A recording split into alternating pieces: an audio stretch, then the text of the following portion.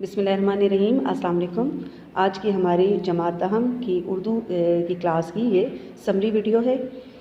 آج ہم جو سبق پڑھیں گے اس کا نام ہے سراب منزل اور اس کے مصنف ہیں قدرت اللہ شہاب۔ یہ آپ قدرت اللہ شہاب کی پہلے تصویر ملاحظہ کریں۔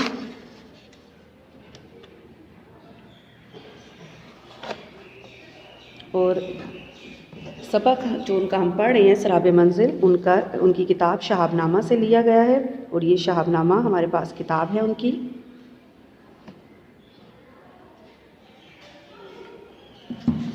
اب ہم سبق کا آغاز کرتے ہیں۔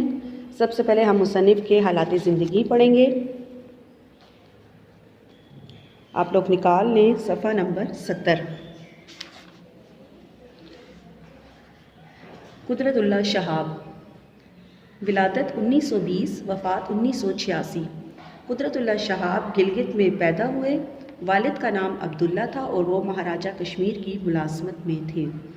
آپ کو پتہ ہے کہ آپ نے ان تمام جو میں پڑھا رہی ہوں ان پوائنٹس کو آپ نے انڈر لائن بھی کرنا ہے، کیونکہ آبجیکٹو ٹیسٹ ہمارا جو سوال نمبر 1 ہوتا ہے آبجیکٹو وہ بھی اسی میں سے بنتا ہے، اور ساتھ ساتھ آپ معنی بھی نوٹ کرتے جائیں۔ ملازمت کے سلسلے میں مختلف مقامات پر رہائش کی وجہ سے قدرت اللہ شہاب کی ابتدائی تعلیم اور زندگی مختلف مقامات پر گزری۔ میٹرک کا امتحان پاس کرنے کے بعد جموں کے پرنس آف ویلز کالج سے BSc کا امتحان پاس کیا، میٹرک 10ویں جماعت۔ پھر گورنمنٹ کالج لاہور میں انگریزی میں داخلہ لیا۔ قیام پاکستان کے بعد پاکستان سول سروس کے اعلیٰ عہدوں پر رہے۔ سول سروس سرکاری ملازمت کا وہ شعبہ جس میں بڑے بڑے سول عہدیدار ہوتے ہیں۔ جنرل ایوب خان کے دور میں ان کے سیکرٹری رہے۔ جنرل ایوب خان نے جب صدر کی حیثیت سے کام کیا تو اس دور میں ان کے سیکرٹری رہے۔ جنرل یحییٰ خان کے دور میں ملازمت سے استعفیٰ دے دیا۔ جنرل یحییٰ خان کے دور میں انہوں نے اپنی ملازمت سے تحریری طور پر استعفیٰ دے دیا، یعنی الگ ہو گئے، سبکدوش ہو گئے۔ 1986 میں اسلام آباد میں وفات پائی۔ یہ پہلا پیراگراف ان کا حالات زندگی تھا، دوسرا پیراگراف ان کا طرز تحریر کے حوالے سے ہے، ملاحظہ کریں۔ قدرت اللہ شہاب کو شروع ہی سے علم و ادب سے دلچسپی تھی۔ ان کا اسلوب بیان نہایت شگفتہ، رنگین اور دلچسپ ہے۔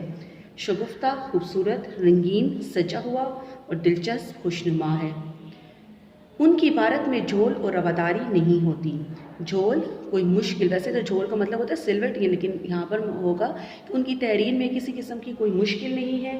اور رواداری یعنی کوئی رکھ رکھاؤ، تکلفانہ انداز، بلکہ وہ زبان و بیان ہر دو اعتبار سے باربط اور بامعنی ہوتی ہے۔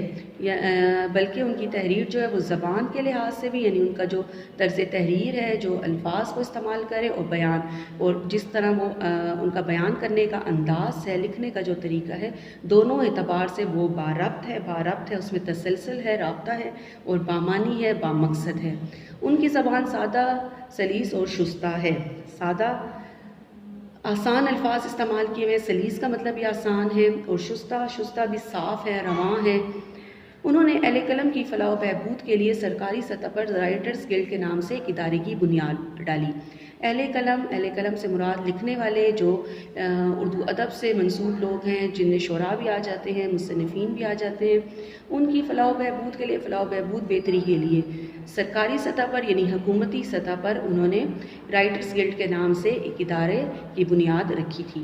ان کی تصانیف میں ہے یا خدا، نفسانے، ماجی، سرفیتا اور شہاب نامہ۔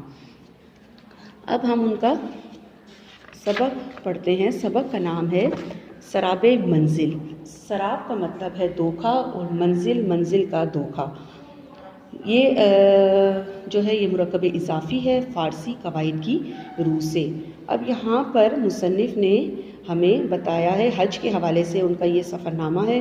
انہوں نے حج کے مختلف مناسک وغیرہ بتانے کے بعد یہ بتایا ہے کہ جب ہم حج کے لیے جاتے ہیں تو وہاں پر تو ہم بہت نیکی اختیار کرتے ہیں، ہمارا جو ہوتا ہے وہاں پر بہت اچھا وقت گزرتا ہے، کیونکہ ہم تمام وقت عبادت میں مصروف رہتے ہیں۔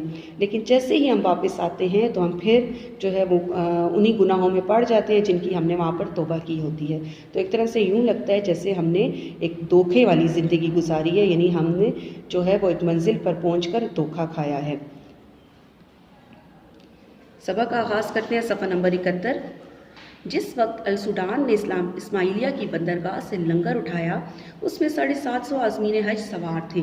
السوڈان بحری جہاز کا نام ہے، اور اسماعیلیہ جو ہے وہ مصر کے ایک شہر کا نام ہے۔ یعنی جب جہاز جو تھا لنگر اٹھانا روانہ ہونا، جب بحری جہاز السوڈان مصر کے جو بندرگاہ تھی اسماعیلیہ وہاں سے روانہ ہوا، اس میں 750 آزمین حج سوار تھے۔ 750 سے مراد 750 حج کی زیارت کرنے والے جو امیدوار تھے، اس میں ان کی تعداد 750 تھی اس جہاز میں۔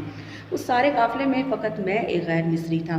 اب مصنف کہہ رہے ہیں کہ اس سارے قافلے میں، یعنی ان سارے کارواں میں وہ لوگ جو مسافر تھے، ان میں فقط صرف میں ہی ایک غیر مصری تھا۔ غیر مصری یعنی مصر سے باہر کا شخص تھا، مصر سے میرا تعلق نہیں تھا۔ میرے پاس ڈیکر پر سفر کرنے کا ٹکٹ تھا۔ ڈیکر جہاز کا عرصہ۔ جہاز کے چلتے ہی مائکروفون پر اعلان ہوا کہ پاکستانی مسافر بالائی عرصے پر کپتان سے ملے۔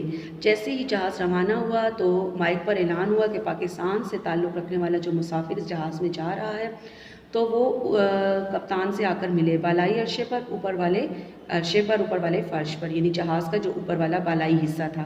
میں کپتان سے ملا۔ جہاز کا کپتان نہایت چاق و چوبند نوجوان تھا۔ مصنف کہتے ہیں کہ میں کپتان سے ملا تو مجھے پتہ چلا کہ جہاز کا جو کپتان ہے وہ بہت چاق و چوبند ہے، چست ہے، پھرتیلا ہے۔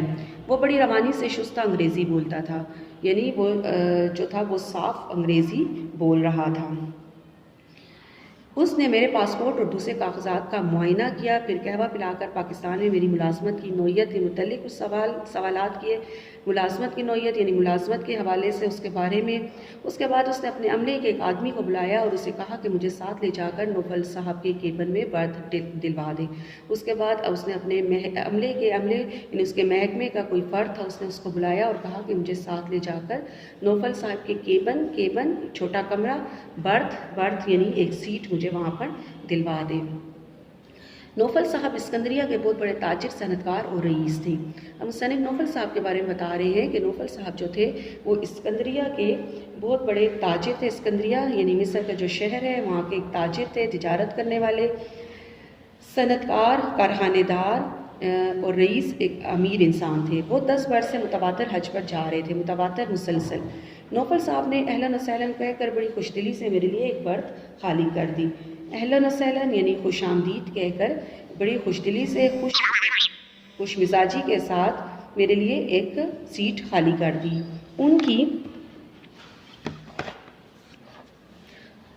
ان کی رفاقت میرے لیے نعمت غیر مترقبہ ثابت ہوئی۔ ان کی رفاقت ساتھ نعمت غیر مترقبہ، وہ کام جو کسی نعمت سے کم نہ ہو۔ وہ بڑی اچھی انگریزی بولتے تھے۔ مناسک حج کے متعلق مجھے ان سے بہت مفید معلومات حاصل ہوئی، مفید، فائدہ مند۔ پاکستان کے متعلق وہ زیادہ نہیں جانتے تھے۔ شام کو مغرب کی نماز کے بعد انہوں نے بہت سے لوگوں کو اپنے ڈیک پر جمع کیا، یعنی جہاز کا جو عرصہ تھا اس پر جمع کیا، اور فرمائش کی کہ میں انہیں پاکستان کے متعلق کچھ بتاؤں۔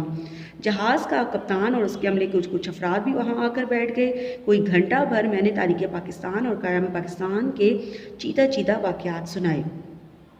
مصنف کہہ رہے ہیں کہ جب وہ سب لوگ جمع ہو گئے، جہاز کا کپتان، اس کے عملے کے کچھ افراد اور لوگ بھی، تو انہوں نے مجھ سے فرمائش کی کہ میں پاکستان کے حوالے سے انہیں کچھ بتاؤں۔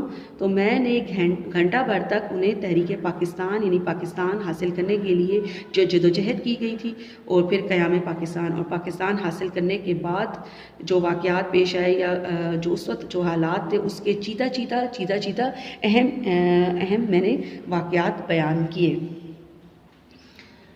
میں انگریزی میں ٹھہر کر بولتا تھا، ٹھہر کر روک کر، اور نوفل صاحب اس کا عربی میں ترجمہ کرتے جاتے تھے۔ آزادی کے بعد لاکھوں مسلمانوں کی شہادت اور مہاجرین کے حالات سن کر سب کو بڑی حیرت ہوئی۔ مہاجرین، ہجرت کرنے والے۔ جب میں نے تفصیلات بتاتے ہوئے کہا کہ دنیا کی اس 5ویں بڑی مملکت کا نظم العین یہی ہے کہ پاکستان کا مطلب کیا لا الہ الا اللہ، تو سارے مجمع نے بے ساختہ کلمہ طیبہ کا ورد کیا۔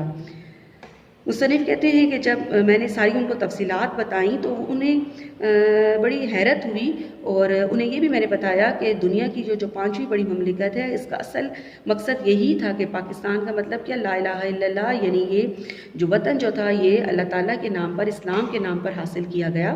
تو سارے مجمع نے بے ساختہ، بے اختیار کلمہ طیبہ یعنی پہلا کلمہ پڑھنا شروع کر دیا۔ پھر سب نے کھڑے ہو کر پاکستان کے حق میں دعا مانگی۔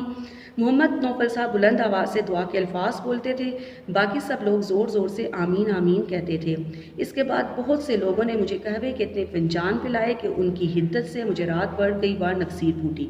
اس کے بعد ان لوگوں نے مصنف کہہ رہے ہیں کہ مجھے قہوے کے فنجان کہتے ہیں چھوٹی پیالیاں اتنی پلائی گئیں کہ ان کی گرمائش سے مجھے رات بھر جو تھا وہ نکسیر آتی رہی، یعنی میرے ناک سے خون آتا رہا۔